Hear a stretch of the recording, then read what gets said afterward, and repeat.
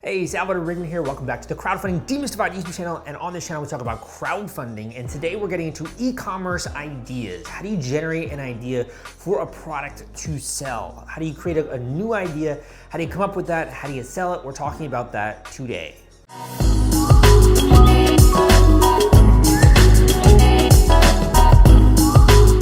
Okay, so let's get started. Now, when it comes to e-commerce and you're coming up with a new idea, I'm gonna sort of categorize a few different types of ideas and the ways that we can think about that. And it kind of goes from a little bit of complexity to a lot of complexity. So if you're struggling to figure out what is it that I'm going to sell, or how am I gonna come up with an idea for something to sell, you're gonna discover all of that on today's YouTube video. So let's start with the first, which is the easiest, right? Which is reselling. So you go down to a deli in Manhattan or wherever it is that you are, you go to a Walmart, you go to a superstore or something like that. You go to a deli, the person at the deli who is selling candy bars and they're selling snacks, they didn't obviously make those candy bars like in the back of the deli, right? They didn't make those snacks, they didn't put that together. They're reselling products that other people have already created. And the way that they make money is they make a small profit margin on the amount that they paid for those products in bulk, and then what they sell you, and they sort of upcharge you a little bit. And obviously that's how business and that's how capitalism works. So they do an order from a wholesaler or a distributor, they get that in their store, they get a bunch of these, so lots and lots of candy bars, and eventually over time they sell them and their inventory goes out, and then there's a return on investment obviously from that. And then they order another chunk of inventory. And that's kind of how that works. So retailing, it's easy to think about when you think about like in-person brick and mortar stores. And you take the same thing and you take that on a Shopify store or a WooCommerce store or a Magento store. It's the exact same thing where if you're reselling other people's products, you can do that online. Now, traditionally, the way we might think of this is basically by white labeling, where you're taking your logo or your brand or your colors or something like that, and you're slapping that on another product that someone has made. So you are not really dealing very much with manufacturing, with design, with CAD drawings, all that kind of stuff that we'll get into in a little bit. Instead, you basically just have to deal with marketing. How the heck are you gonna differentiate your products? You'll see a lot of people when it comes to this advertising on Instagram, they say they've come up with a new watch brand, but in reality, they just kind of slap their logo on an existing watch. And it can be kind of sometimes hard to figure out, has someone actually designed a new product, or are they just buying other products in bulk, using a website like Alibaba to be able to do that? Getting that inventory shipped to their fulfillment company, which is a great one, is fulfillright.com, which is also the sponsor of a video. Go and check out down below a checklist that I have for you. It's for free, showing you a complete step-by-step guide when it comes to shipping and order fulfillment and all of that kind of stuff. Really good, by the way, if you are wanting to master that. But anyway, so when it comes to that, people are shipping that either to their fulfillment company or they're shipping it to their house, and they're doing inventory that way, but they aren't the ones who are actually making the product. They don't own the intellectual property, if you want to get really nitty gritty there. And we all categorize that as sort of the first type of business, right? Is kind of white labeling or retailing, or you can even say drop shipping if it's going straight from the manufacturer to the end customer. We'll categorize that the first way. If you're interested in getting started with this kind of business, honestly, it's a little bit difficult because there's so much competition. It's so easy to do that there's a lot of competition to be had. It's one of those things where you basically have to wear one cap, and what your cap is marketer. You have to wear the marketing hat, right? You mostly have to be doing the marketing, you have to be getting attention, you have to be doing traffic, driving traffic, etc. That's really what your skill set and your specialty is. And the more that and good that you are at doing that, the more money that you're gonna make under that specific type of business model. The way that you create these ideas is you look at other products that are selling really well. So you pay attention to your Instagram feed, you pay attention to Amazon, you pay attention to different trends, and you kind of just use those for inspiration. There's only a limited number of quantity inventory, which you can actually purchase going on Alibaba, right? So you have to go and you have to actually see that, you have to inspect it, make sure it's good quality, and then you can set up a store that way. So for this particular product type, just as some takeaways. Number one, how do you get business ideas? You go and look and you see what is selling. Then you think about, how can I differentiate my marketing? How can I sell it better? How can I have a more interesting logo, or the colors, or the way of driving traffic? How can I differentiate myself in that way? And then you set up your storefront using something like Shopify, which I'll link up down below, or WooCommerce and WordPress or Magento or any of these different store builders.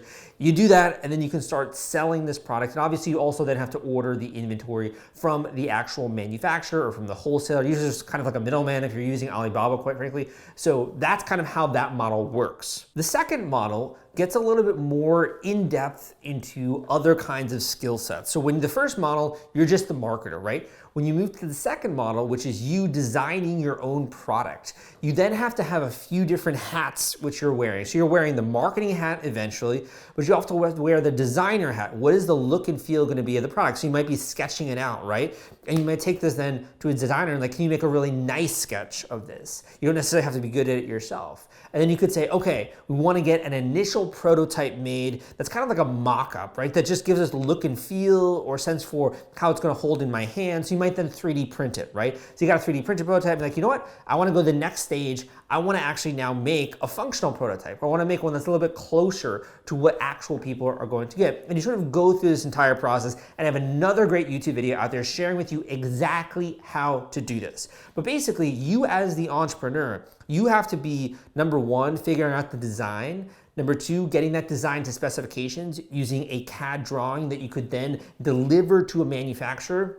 Number three, you have to be finding the right manufacturer who can actually make this product. And in what country, usually it's not your own home country, you have to get a sense of what is the minimum order quantity going to be for that manufacturer. You may have to order a few different prototypes, make sure they're making it well to your specifications, all of those kinds of things. So as a individual entrepreneur, you're basically dealing with logistics and supply chain. How are you going to get the product to the United States or wherever it is you are? Who is going to manufacture it? Who is going to design it? Who's doing the CAD drawings? Eventually, then you get into more of the marketing, setting up the online store on Shopify, running a Kickstarter campaign potentially to actually recoup that money and to be able to have the massive minimum order quantity funding needed to be able to purchase a bunch of these to get the pre-market validation. You know, I specialize in Kickstarter, and that's kind of like what my whole channel is about, right? In crowdfunding. So if you're interested, go check down below for some of my free links when it comes to how to learn how to launch a Kickstarter campaign. Go and dive into the rest of my channel. But that's really where Kickstarter comes into play, is getting the minimum quantity order funding that you need to make your own freaking prototype, make your own product, get it out there to the masses and mass produce it. When you are starting a company in the second vein of thought, and I'll get into the next one, when in the second vein of thought, your business ideas come from a few different varieties and a few different areas. But the other thing to mention is that a lot of people in the second type of business will usually have team members. So you might be a good marketer, but you suck at design, or you're not good at figuring out specifications. You don't want to deal with logistics and supply chain. So this is why a lot of companies out there that you see getting started in e-commerce with their own product that they've created tend to have actually a team of people that they've created. You can call this like your dream team or your crowdfunding dream team if you go with the Kickstarter crowdfunding route. And these are the people that are helping you bring this product from an idea in your head into something that you can actually interact with, right? So I want to talk a little bit about how do you get these ideas, because typically when you're creating your own product, just copying someone else's or going with major trends is actually not the best way to get business ideas. This YouTube video is sponsored by The Gadget Flow. The Gadget Flow reaches over 28 million people, and they've been around since 2012. They're Indiegogo and Kickstarter experts. They featured over 5,000 crowdfunding campaigns. If you have a tech or design campaign, it is a great platform to generate awareness and get backers. Check them out at thegadgetflow.com/submit and list your project today. There are two ways in which you can basically get business ideas, and a third way, which is a bit more kind of like off the wall, right? So the first way is kind of like a virtually foolproof way, in my opinion, to come up with a killer business product and something that you're going to want to at least try out, and tends to be very lucrative and very profitable. This type of business is where you take an existing product and you improve on it. And there are so many examples I'm going to give you right now of successful people who have done that. So what is an existing product? Every product in our life solves a problem. You know, you got a mug here, right? So this mug solves a problem that I need to put coffee in it. I need to sip my coffee so I can do these major YouTube videos, right? And it needs to keep my coffee warm to a degree, and it needs to hold it, right? That's what the function of this mug is. It's a George Washington University mug, which is actually where I went to school. There are so many ways that we could improve on this product. So number one, what if it's made of a different material? Maybe something that's a little bit more durable, long lasting. If I drop it, it's not gonna break. That's one easy way. The second is, when I'm using this mug, it solves a problem, yes, but there are other problems. Like, for example, the coffee tends to get cold and I have to heat it up again. What if we had a mug that maybe in the bottom had some kind of electronic heating device that would keep your coffee warm throughout the workday? So you're not always having to get up and reheat it and microwave it. It's so freaking annoying. What if we even changed the design, the look and the feel, right, of this mug? I don't know if the camera's gonna pick this up here. What if we changed the look and the feel? So this is kind of like a diner coffee mug. What if you made it have more like an Asian design style, or something a little bit more minimalistic, or didn't even have like such a large rim, or had more of like a pouring spout? We can think of so many ways. What if it was a different kind of way of actually holding the mug, right? So there's so many ways you can iterate on this particular product. And that's where a lot of product ideas come from, is you look around in your life, you look at the problems that you have and the existing products used to solve those problems, and then you say, how can we make this better? And this is what I call rethinking design. This is you rethinking the design of a mug. Here's another example. Cell phones, right? So cell phones, everyone nowadays has a cell phone case. Why do you have a cell phone case? We need it because if we fall, if the camera, like, you don't want it to get scratched up, you don't want it to, by accident, get smashed or something like that. The cell phone case protects the cell phone, and it also looks nice. But all the time, I'm on my phone like literally all day, sometimes doing calls with clients or doing coaching calls on Fridays and Wednesdays, and my phone battery is gonna go zoop, it's gonna totally be drained, right? So they decided, what are some ways we can solve not only the problem of protecting your phone, but also keeping it charged? And that's why I have a Mophie charging case. And now Appa has its own kind of charging case, right? So this has a built-in charger into the back of it. So I almost get double the length of battery span with this particular phone. So that means I can be doing coaching calls with you guys. I can be super helpful, and I don't have to worry about my phone dying and not being able to do the next phone call, which would be horrible, right? Because I'm lining up all of these calls, and like it would be worse, and it would hurt the customer service and all that kind of stuff. So this is an incredible solution. As well as if you just don't have access to a charging device, it's gonna keep your cell phone charged. So this is an idea of someone who saw this and they're like, my phone keeps dying. What can we do to change that? Well, we could give them a portable charging device, which a lot of other people are doing, or what if we actually baked it into the actual cell phone case, right? So the way to get these kinds of ideas is to, again, think about the traditional products that you're using on an everyday basis. Why are you using them? What are some of the other problems that you have? How can you combine them into one particular product?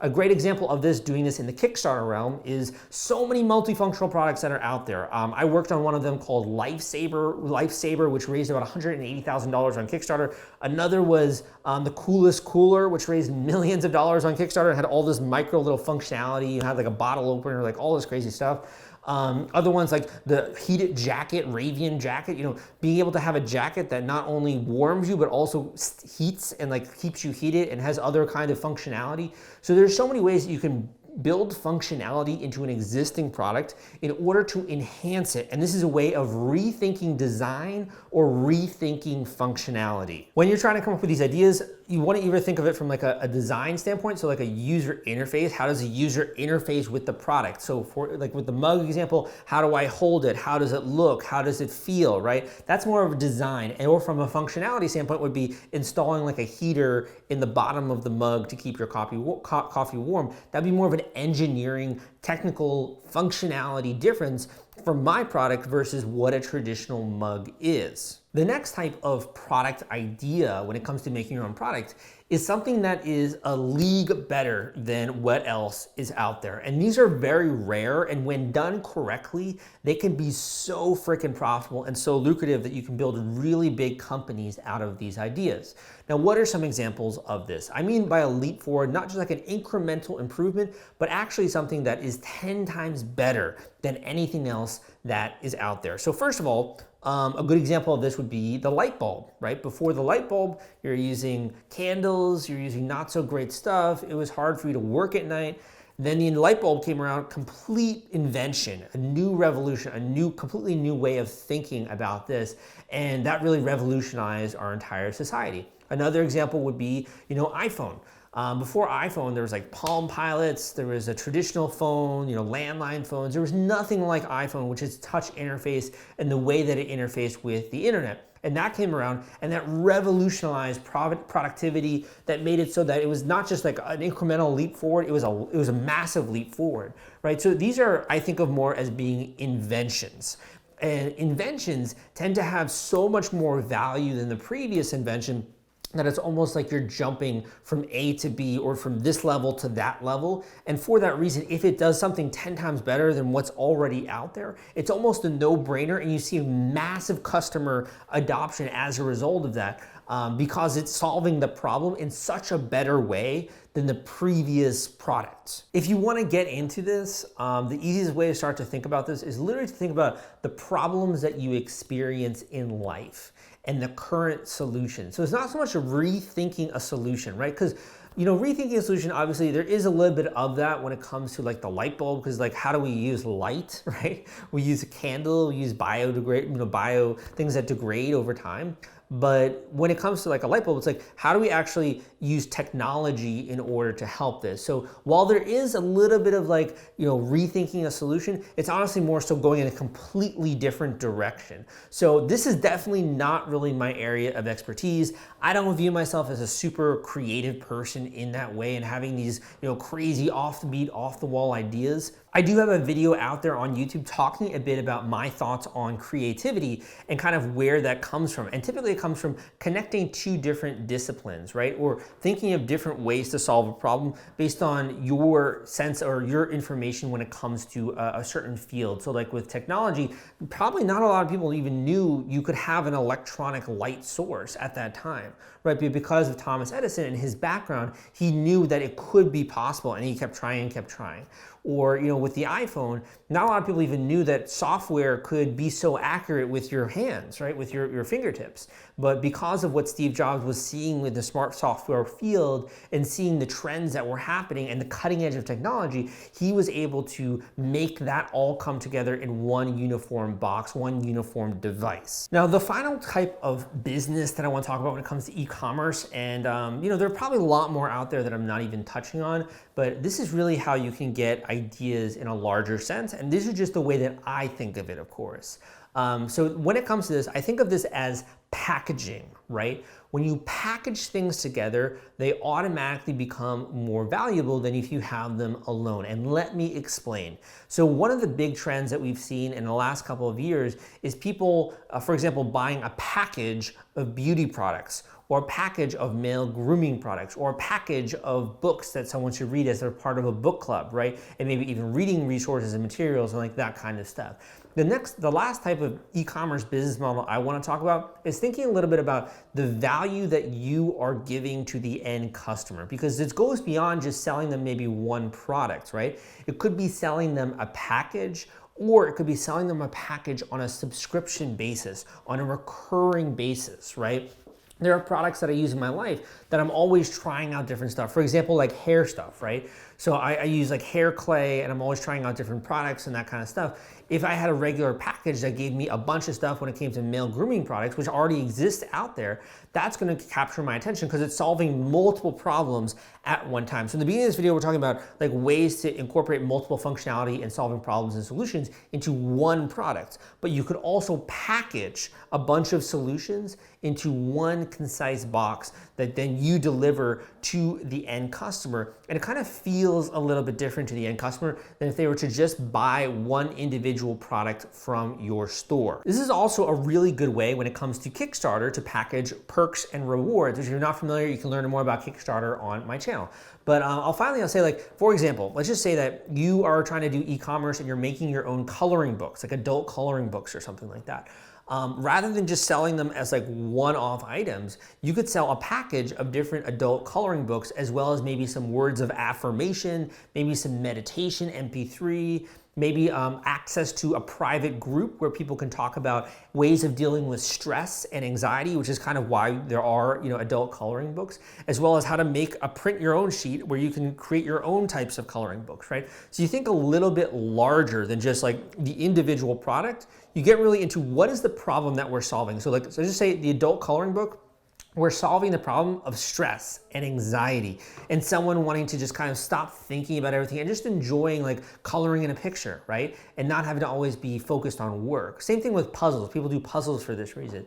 So it's like, well, why don't we, instead of having like just one adult coloring book, there are multiple ways we can attack this problem. We can also include puzzles into this box. We can also do something like you'll get a new coloring book every week, or there's a story behind this, or it integrates with sort of like a story that you guys post on Patreon, right? Or something where they join a Facebook group and you have education and tips as to dealing with mental illness or anxiety or all these different issues. So you make the solution just one part of something larger that you're developing and you're bringing to the customer. And in that way, you're packaging so many solutions in one. It's almost like unlimited, amazing value that you're delivering to the e-commerce customer. So I hope this kind of sparked some ideas for you. You know, that was really my goal with this video, is that it got your brain, it got your noodle working, right? It got your brain working.